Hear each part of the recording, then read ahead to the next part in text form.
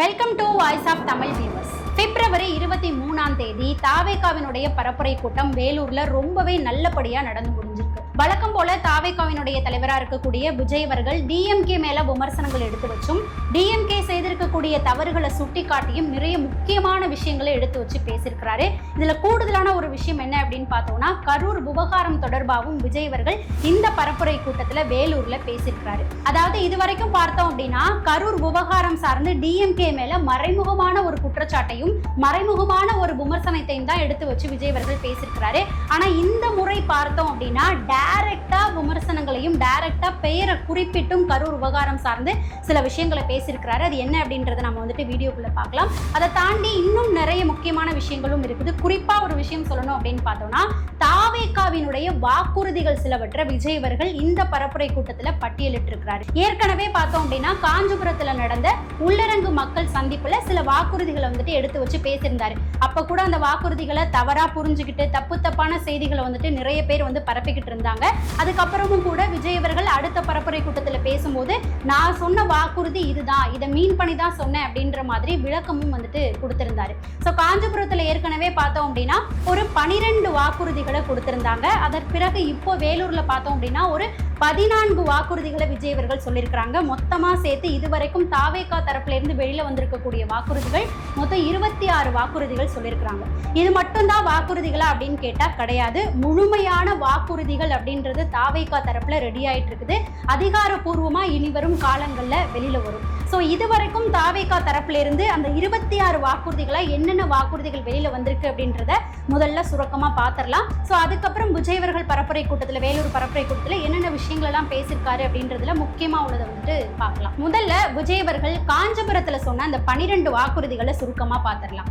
இதுல விஜய் அவர்கள் ஆரம்பத்தில இருந்தே தாவேகா தரப்புல இருந்து சொல்லிட்டு இருக்கக்கூடியது என்ன அப்படின்னா, நடைமுறைக்கு சாத்தியமான அனைத்து விஷயங்களும் தான் எங்களுடைய வாக்குறுதிகளா இருக்கும்.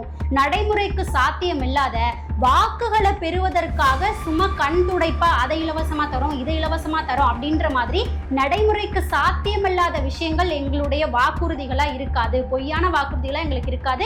மக்களுக்கு தேவையான அடிப்படையான விஷயங்கள் நடைமுறைக்கு சாத்தியமா இருக்கக்கூடியது எல்லாமே தாவேகாவினுடைய வாக்குறுதிகளா இருக்கும். அதுதான் எங்களுடைய அஜெண்டாவே அப்படின்ற மாதிரி விஜய் அவர்கள் ஆரம்பத்திலிருந்து இப்போ வரைக்குமே சொல்லிட்டு இருக்கிறாரு. ஸோ அதன்படிதான் அவர் சொல்லியிருக்கக்கூடிய இந்த 26 வாக்குறுதிகளுமே வந்துட்டு அமைஞ்சிருக்குது. அதுல முதல் வாக்குறுதியா காஞ்சிபுரத்துல அவர் என்ன சொல்லியிருந்தாரு அப்படின்னா, எல்லாருக்குமே நிரந்தரமா வீடு இருக்கணும், ஒரு வீட்டுக்கும் ஒரு மோட்டார் சைக்கிள் வாகனம் இருக்கணும், காரும் தான் இலக்கே. இது எல்லாத்துக்கும் தேவையான, அதாவது இந்த வசதி எல்லாம் அவங்களும் ஏற்படுத்திக்கிற மாதிரியான பொருளாதார வசதியை ஏற்படுத்தணும். இதுதான் தாவேகாவினுடைய முதல் வாக்குறுதி அப்படின்ற மாதிரி விஜய் அவர்கள் சொல்லியிருந்தார். விஜய் அவர்கள் இந்த வாக்குறுதியை எடுத்து வச்ச உடனேயே நிறைய பேர், அதாவது நிறைய கட்சியினுடைய தலைவர்கள் உட்பட இது தவறுதலா வந்துட்டு புரிஞ்சுக்கிட்டு அவங்களுக்கு ஏத்த மாதிரி செய்திகளை வந்துட்டு பரப்ப ஆரம்பிச்சாங்க. அதாவது வீடு கட்டி தரேன்னு சொல்றது கூட ஓகே, ஒரு வீட்டுக்கும் ஃப்ரீயா ஒரு பைக்கு, ஃப்ரீயா ஒரு கார் அப்படின்னு சொல்றாரு, இதெல்லாம் கேட்கிற மாதிரியா இருக்கு, நம்புற மாதிரியா இருக்கு அப்படின்ற மாதிரி நிறைய பேர் அவர் சொன்ன வாக்குறுதியை கிண்டல் பண்ணிக்கிட்டு தவறான செய்திகளை வந்துட்டு பரப்பிக்கிட்டு இருந்தாங்க.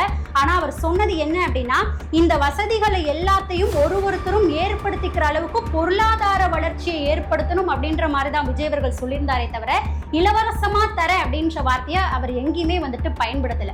ஸோ அதன் பிறகு கூட விஜய் அவர்கள் அடுத்த பரப்புரை கூட்டத்தில் நான் இதை தான் சொன்னேன், தவறுதலா அதை மாத்தி வந்துட்டு பரப்பிட்டு இருக்காங்க அப்படின்னு சொல்லி கூட அவரு விளக்கம் கொடுத்திருந்தாரு. ஸோ இதுதான் தாவேகாவினுடைய முதல் வாக்குறுதியா இருக்கு. அடுத்ததா இரண்டாவது வாக்குறுதி என்ன அப்படின்னு பார்த்தோம்னா, அரசு மருத்துவமனையில எல்லாரும் நம்பி போய் ட்ரீட்மெண்ட் எடுத்துக்கிற அளவுக்கு அரசு மருத்துவமனையுடைய தரத்தை வந்துட்டு உயர்த்தணும். இதுதான் தாவேகாவினுடைய இரண்டாவது வாக்குறுதியா சொல்லியிருந்தாங்க.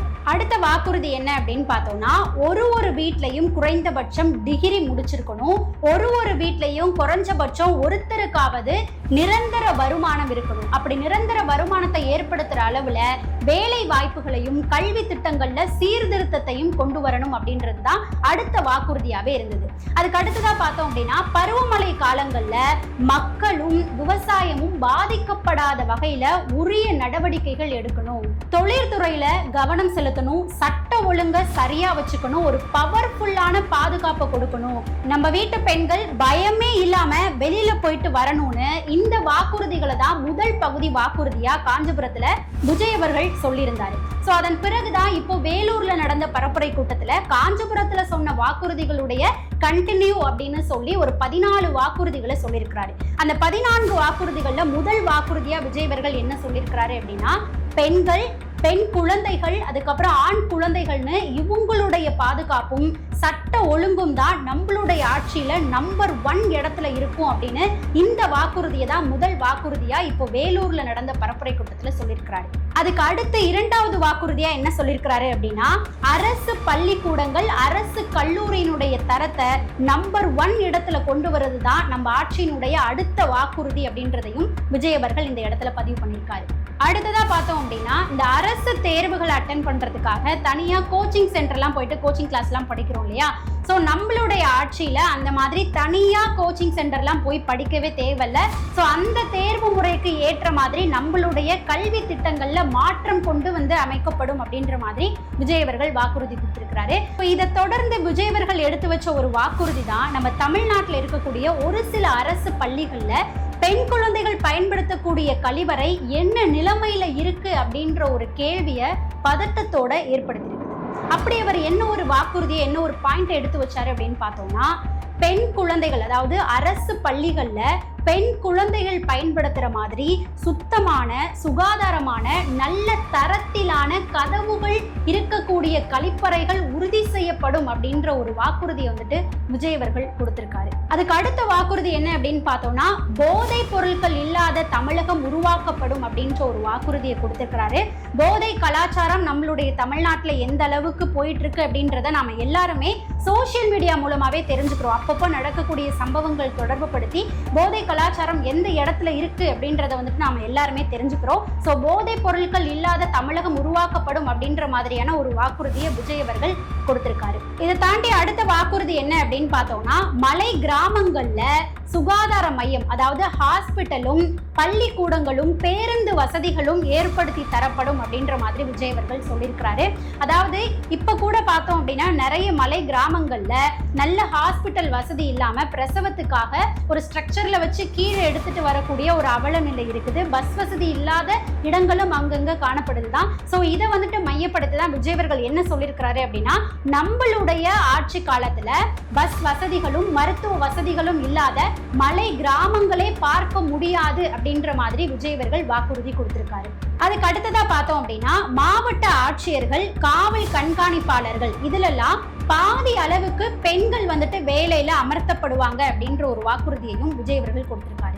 அடுத்ததா பார்த்தோம் அப்படின்னா, ஆட்டோ, டாக்ஸி, லாரிலாம் இருக்கு இல்லையா, இதனுடைய ஓட்டுநர்களுடைய குடும்பங்களுக்கான நல வாரியம் அமைக்கப்படும் அப்படின்னு சொல்லியிருக்கிறாரு.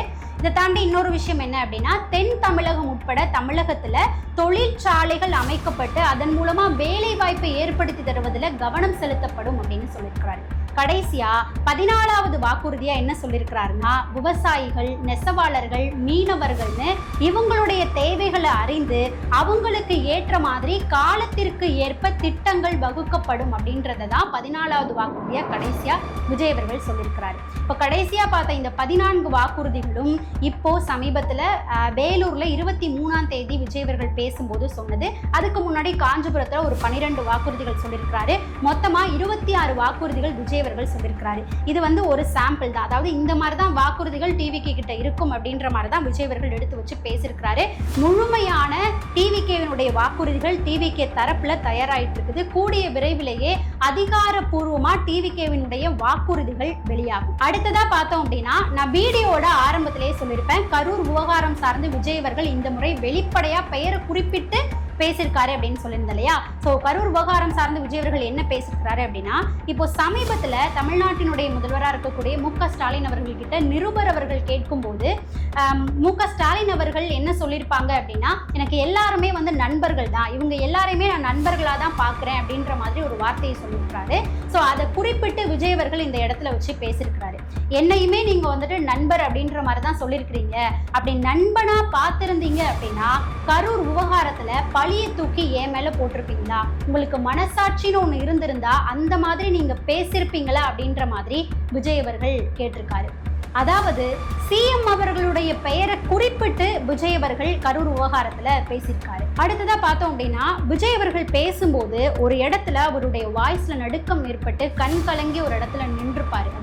அதாவது விஜயும் மக்களும் வேற வேற கிடையாது, விஜயும் மக்களும் வந்துட்டு ஒண்ணுதான், ரத்தமும் சதையும் மாதிரி, உடலும் உயிரும் மாதிரி, சென்சிட்டிவான சென்டிமெண்ட் அது அப்படின்ற மாதிரி இந்த விஷயத்த பேசியிருப்பாரு. இதை பேசி முடிச்சோடனே விஜய் அவர்களுடைய வாய்ஸ்ல ஒரு நடுக்கம் ஏற்பட்டு கண்கள் கலங்கி நின்றுப்பாரு. அதுக்கப்புறம் சில வினாடிகள் வரைக்கும் அவரால் பேசவே முடியாது, கொஞ்ச நேரம் விட்டுட்டு அதுக்கப்புறம் தான் பேசவே ஆரம்பிச்சிருப்பாரு. அதாவது அவர் மேல எவ்வளவு அழுத்தம் கொடுக்கப்படுது அப்படின்றதனுடைய வெளிப்பாடாதான் விஜய் அவர்கள் அந்த ஒரு கருத்தை வந்துட்டு அந்த இடத்துல பதிவு பண்ணியிருப்பாரு. இவ்வளவு தடைகளையும் தாண்டி நான் வந்து நிற்கிறது மக்களாகிய உங்களுக்கு தான் அப்படின்ற மாதிரி விஜய் அவர்கள் வேலூர்ல பேசியிருக்காரு. இது மட்டும் இல்லாம இன்னொரு கருத்தையுமே விஜய் அவர்கள் பதிவு பண்ணியிருப்பாரு. அதாவது என்னன்னா ஒரு தேர்தல்லையுமே ஒரு கட்சி இன்னொரு கட்சி அதுக்கு எதிரியா இருக்கக்கூடிய இன்னொரு கட்சியை தான் வந்துட்டு அட்டாக் பண்ணுவாங்க, அந்த மாதிரிதான் போயிட்டு இருக்கோம். ஆனா இந்த முறை பார்த்தோம் அப்படின்னா ஒட்டுமொத்த கட்சியும் சேர்ந்து என்னைய அதாவது இந்த விஜயை தான் வந்துட்டு தாக்குறாங்க, இந்த விஜயை தான் வந்துட்டு எதிரியா நினைச்சிட்டு ஃபுல்லா வந்துட்டு அட்டாக் பண்றாங்க அப்படின்ற மாதிரி விஜய் அவர்கள் இந்த இடத்துல பதிவு பண்ணியிருந்தாரு. ஸோ 2026 சட்டமன்ற தேர்தல் விஜய் அவர்களுக்கு எப்படி இருக்க போகுது அப்படின்றத நாம காத்திருந்து தான் பார்க்கணும். விஜய் அவர்கள் வேலூர்ல பேசின இந்த முழு பேச்சிலையுமே உங்களை கவர்ந்த பேச்சு எது அப்படின்றத மறக்காம நம்மளுடைய கமெண்ட் செக்ஷன்ல பதிவு பண்ணுங்க. அதை தாண்டி விஜய் அவர்கள் இப்போ கொடுத்த வாக்குறுதிகளை பத்தி நீங்க என்ன நினைக்கிறீங்க அப்படின்றதையும் மறக்காம நம்மளுடைய கமெண்ட் செக்ஷன்ல பதிவு பண்ணுங்க. நாம அடுத்த பதிவுல சந்திக்கலாம்.